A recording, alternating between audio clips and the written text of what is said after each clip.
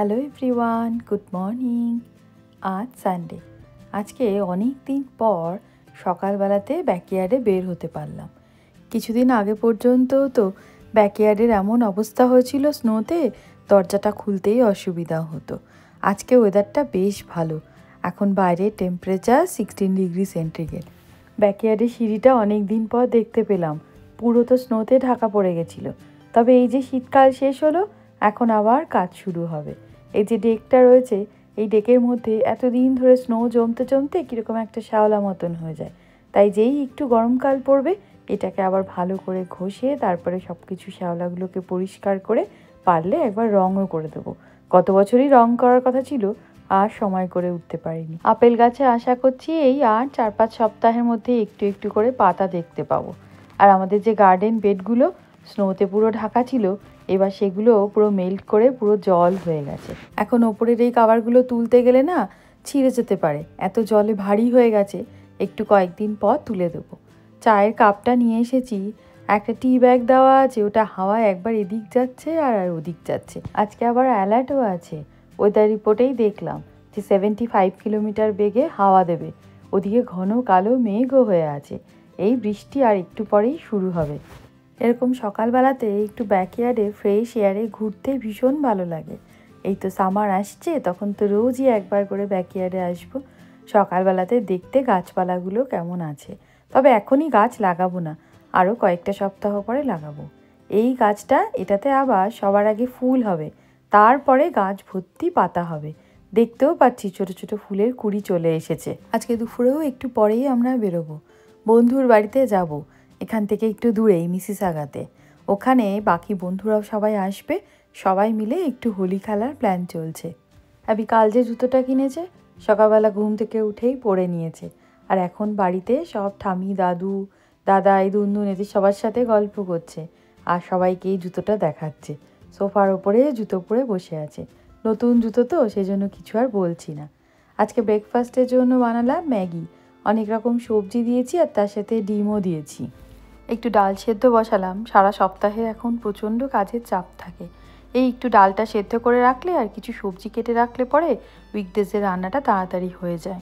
সব কাজ টাজ গুছিয়ে বাড়ি থেকে বেরোতে লেট হয়ে যায়। দুপুরবেলা 12টা থেকে 12:30টার মধ্যে পৌঁছে যাবো ভেবেছিলাম, কিন্তু বাড়ি থেকে বেরোতে বেরোতেই প্রায় 12টা বেজে গেল। রাস্তা অনেকটাই। আমাদের বাড়ি থেকে বন্ধুর বাড়ি প্রায় এই 50 থেকে 55 মিনিটস মতন লাগে। যাওয়ার পথে খুব বেশি দূর না, কাছেই একটা মিষ্টির দোকান হয়েছে, একদম নতুন হয়েছে, ইন্ডিয়ান সুইট মাস্টার নামে। মিষ্টির দোকান অবশ্য নয়, সব কিছুই পাওয়া যায়। ওই যেরকম হলদিরামে পাওয়া যায় না, বিভিন্ন রকম থালি পাওয়া যায়, মিষ্টি, আরও অনেক কিছুই পাওয়া যায়। হোলি, দিওয়ালি এইসব দিনগুলোতে এরকম ইন্ডিয়ান মিষ্টি যেখানে পাওয়া যায় সেখানে প্রচণ্ড ভিড় হয়। কখনো কখনো আবার লাইন দিয়েও মিষ্টি কিনতে হয়। হোলি স্পেশাল দেখলাম অনেক রকমের মিষ্টি আর ড্রাই ফ্রুটস দিয়ে বানানো এরকম সুন্দর সুন্দর ট্রে রয়েছে। আমরা অর্ডার করলাম গুজিয়া। ওটা না অনেকটাই মিষ্টি সিঙ্গারার মতন খেতে লাগে, বেশ ভালো খেতে হয়। আর এই হোলির সময়টাতেই পাওয়া যায়।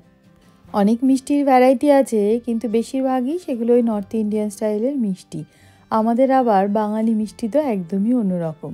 রসগোল্লা, সন্দেশ সেরকম কিছু একটা দেখলাম না। এমনিতেই আমাদের খুব তাড়াহুড়ো, তার মধ্যে বলছে এখান থেকে কোনো একটা বক্স চুজ করতে। ওরা তাহলে আমাদের সেই বক্সে করে মিষ্টিগুলো সাজিয়ে দেবে। দোকানের সামনেটাতে আবার খুব সুন্দর করে হোলি স্পেশাল করে সাজিয়ে রেখেছে, অনেক রকমের রং দিয়ে। আর এবছর হোলিটা ফ্রাইডেতে পড়েছে, মানে উইকেন্ডে পড়েছে, তো তাই সবাই বেশ সুন্দর করে সেলিব্রেট করতে পারছে। মিষ্টি কেনা হয়ে গেছে, আমরা প্রচণ্ড লেট। এবার আর কোথাও দাঁড়াবো না, একদম সোজা চলে যাব বন্ধুর বাড়িতে। আর এই যে এই শপটাতে মিষ্টি কিনতে এলাম, এটা হচ্ছে একটা ইউনিভার্সিটি এরিয়া। আমি তো সবসময় বলি আমাদের বাড়ির খুব কাছেই একটা ইউনিভার্সিটি রয়েছে, সেটা হচ্ছে ওয়াটারলু ইউনিভার্সিটি। এখানে অনেক ইন্টারন্যাশনাল স্টুডেন্টরা পড়াশোনা করতে আসে। তাই এই স্ট্রিটটা মোটামুটি 12টা, 1টা, 1:30 অবধিও সব সময় লোকজন থাকে। মাঝে মাঝেই অনেক ইন্ডিয়ান স্টুডেন্টের সাথেও দেখা হয়, কথা হয়, বেশ ভালো লাগে। আর বাইরে থেকে যখন স্টুডেন্টরা পড়তে আসে ইউএস বা কানাডাতে, তখন না তাদের এই রেগুলার রোজকার যে খরচ, তার জন্য কিন্তু তারা বিভিন্ন স্টোরে কাজ করে। এটা খুব কমন একটা ব্যাপার। তাই আমাদের আশেপাশে বেশিরভাগ স্টোরগুলোতেই না ছুটির দিন স্যাটারডে সানডে কলেজ ছুটি থাকে, তখন দেখতে পাই স্টুডেন্টরা বেশিরভাগ জায়গাতেই জব করছে। শুধুমাত্র বাইরের স্টুডেন্টই নয়, এখানেও যারা পড়াশোনা করছে তারাও মোটামুটি কলেজ শুরু হলে পরে পাশাপাশি একটা কোনো না কোনো চাকরি করে। স্টুডেন্ট অবস্থাতে মনে হয় মোস্ট প্রবাবলি 20 আওয়ার্স সারা সপ্তাহে কাজ করতে পারবে, তার বেশি অবশ্য স্টুডেন্টরা কাজ করতে পারবে না। আমরা হাইওয়েতে উঠে পড়েছি আর দেখাচ্ছে 35 মিনিটসের মধ্যেই আমরা পৌঁছে যাব। সকাল থেকে বৃষ্টি হয়েছে ঠিকই, আকাশ এখনও মেঘলা হয়ে আছে, কিন্তু একটু দুপুরের দিকের পর থেকে দেখলাম আর বৃষ্টি হচ্ছে না, হয়তো আর সারাদিনে বৃষ্টি হবে না।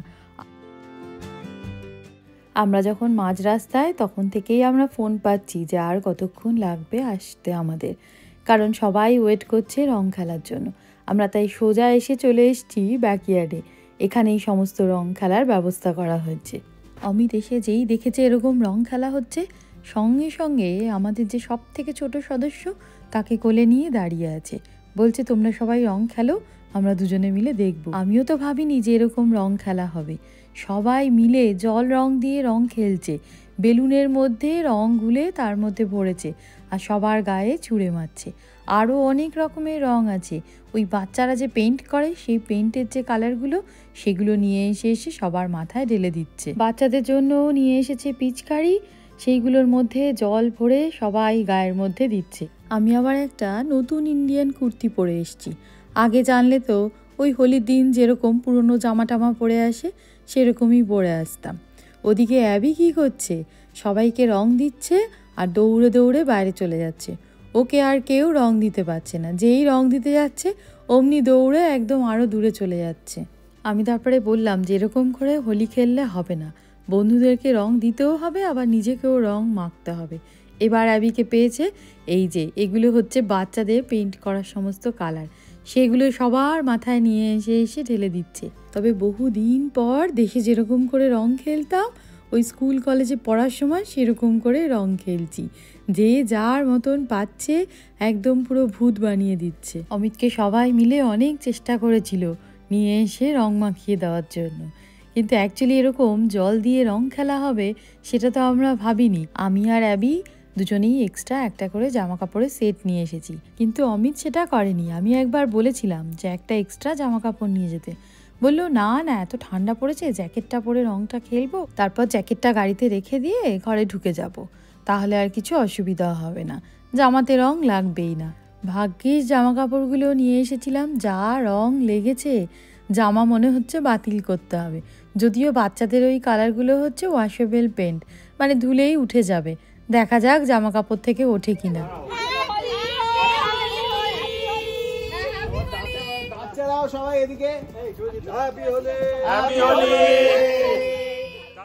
রং খেলে এরকম ঠান্ডার মধ্যে কাঁপতে কাঁপতে পুরো ভিজে এসে তারপরে আবার মাথায় শ্যাম্পু ট্যাম্পু করে স্নান করতে হলো, তো না হলে তো পুরো মুখ মাথায় রঙে ভর্তি। এদিকে বন্ধুর বাড়িতে খাবার দাবারের প্রচুর আয়োজন হয়েছে। ঘরে ঢুকেই নিয়েছি দই বড়া, তাছাড়াও মালপোয়া আর অনেক রকমের মিষ্টিও। হাতে এখনো রং লেগে রয়েছে, বেগুনি রংটা কিছুতেই উঠলো না, একটার পর একটা খেয়েই যাচ্ছি। দই বড়াটা শেষ করেই আবার সঙ্গে সঙ্গে চলে এসেছি মালপোয়া খেতে।